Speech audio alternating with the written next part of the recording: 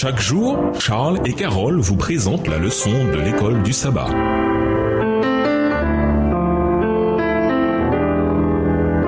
Bienvenue dans votre émission. Dieu nous parle. Nous voilà à la leçon de mardi, réaction d'Esdras. Lisons Esdras, le chapitre 9. Comment Esdras réagit-il quand il entendit parler des mariages mixtes chez les Israélites? Esdras 9, les versets 1 et 2 déclarent que les gens du peuple ne se sont pas séparés. Le terme séparé est employé également dans les versets suivants. Lévitique 10, le verset 10, Lévitique 11, le verset 47, Exode 26, le verset 33, Genèse 1, les versets 4, 6, 7, 14 et 18. Qu'implique l'usage de ces termes concernant la question d'un croyant qui épouse un incroyant?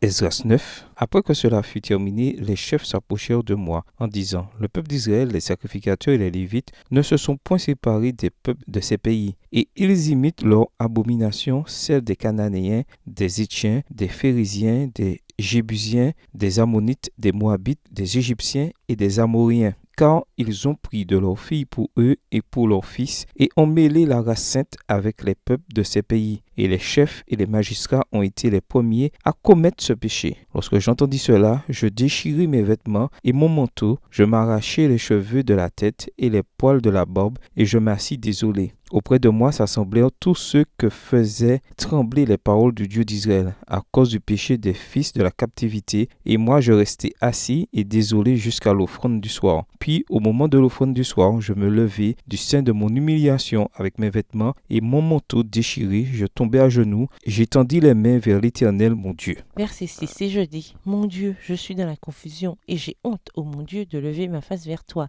car nos iniquités se sont multipliées par-dessus nos têtes, et nos fautes ont atteint jusqu'aux cieux. Depuis les jours de nos pères, nous avons été grandement coupables jusqu'à ce jour, et c'est à cause de nos iniquités que nous avons été livrés, nous, nos rois et nos sacrificateurs, aux mains des rois étrangers, à l'épée, à la captivité, au pillage et à la honte qui couvre aujourd'hui notre visage. Et cependant, l'Éternel notre Dieu vient de nous faire grâce en nous laissant quelques réchappés et en nous accordant un abri dans son lieu saint, afin d'éclaircir nos yeux et de nous donner un peu de vie au milieu de notre servitude. Car nous sommes esclaves, mais Dieu ne nous a pas abandonnés dans notre servitude. Il nous a rendus les objets de la bienveillance des rois de Perse pour nous conserver la vie, afin que nous puissions bâtir la maison de notre Dieu et en relever les ruines, et pour nous donner une retraite en Juda et à Jérusalem. Maintenant, que dirons-nous après cela ô notre Dieu, car nous avons abandonné tes commandements? Verset 11. Que tu nous avais prescrit par tes serviteurs les prophètes en disant: Le pays dans lequel vous entrez pour le posséder est un pays souillé, avec les impuretés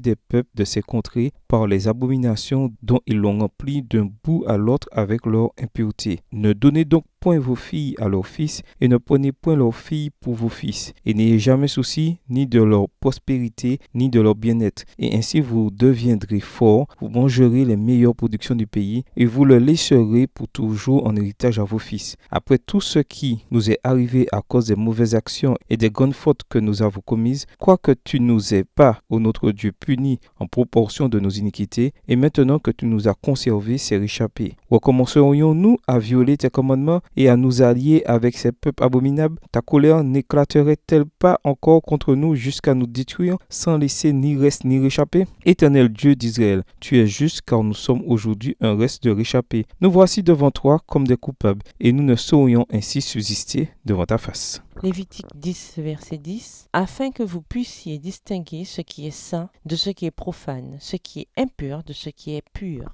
Lévitique 11, verset 47, afin que vous distinguiez ce qui est impur et ce qui est pur, l'animal qui se mange et l'animal qui ne se mange pas. Exode 26, le verset 33, tu mettras le voile au-dessus des agrafes, et c'est là, en dedans du voile, que tu feras entrer l'arche du témoignage. Le voile vous servira de séparation entre le lieu saint et le lieu très saint. Genèse 1, les versets 4, 6, 7, 14 et 18. Dieu vit que la lumière était bonne, et Dieu sépara la lumière d'avec les ténèbres. Verset 6. Dieu dit qu'il y ait une étendue entre les eaux, et qu'elle sépare les eaux d'avec les eaux. Verset 7. Et Dieu fit l'étendue, et il sépara les eaux qui sont au-dessous et de l'étendue d'avec les eaux qui sont au-dessus de l'étendue. Et cela fut ainsi. Verset 14. Dieu dit qu'il y ait des luminaires dans l'étendue du ciel pour séparer le jour d'avec la nuit, que ce soit des signes pour marquer les époques, les jours et les années. Et verset 18. Pour présider au jour et à la nuit, et pour séparer la lumière d'avec les ténèbres, Dieu vit que cela était bon. Le peuple lui-même aborda Esdras avec la question des mariages mixtes. La terminologie qu'il emploie en faisait la liste des nations impliquées dans des abominations démontre leur connaissance de la Torah, car la liste provient directement de récits bibliques. Chose intéressante, ce sont les chefs du peuple qui apprirent la nouvelle à Esdras, car même les chefs spirituels de la nation, les prêtres et les lévites, étaient coupables de cette transgression. En étudiant les causes de la captivité babylonienne, Esdras avait appris que l'apostasie des Israélites était due en grande partie à ses alliances avec les païens. Il avait vu que s'ils avaient obéi au commandement de Dieu, leur interdisant de s'unir aux nations idolâtres, bien des tristesses et des humiliations leur auraient été épargnées. Lorsqu'il sut qu'en dépit des leçons du passé, des hommes avaient osé violer les lois données comme une sauvegarde contre l'apostasie, son cœur fut profondément bouleversé. Il pensa à la bonté de Dieu qui avait permis à ses enfants de prendre pied à nouveau dans leur terre natale, et il fut comme accablé par une indignation et une douleur légitime. Extrait du livre Prophètes et Rois, les pages 470 et 471, livre écrit par Ellen G. White. Le terme séparé est employé pour mettre en opposition des éléments. En fait, il dénote des contraires absolus. Par cette déclaration, le peuple démontrait qu'il comprenait et connaissait le commandement de Dieu à se tenir éloigné des fausses religions. Il comprenait que nul ne pouvait dire qu'il ou elle épouserait un conjoint avec des croyances opposées sans que cela ait un impact sur la relation conjugale ou la manière d'élever des enfants. Il prenait conscience de la gravité de la situation. Que peut-on faire pour garder la foi vivante dans nos foyers et nos familles, même si nous avons pris de mauvaises décisions par le passé? Au revoir. Et à demain si Dieu veut. Dieu nous parle. Chaque jour, Charles et Carole vous présentent la leçon de l'école du sabbat.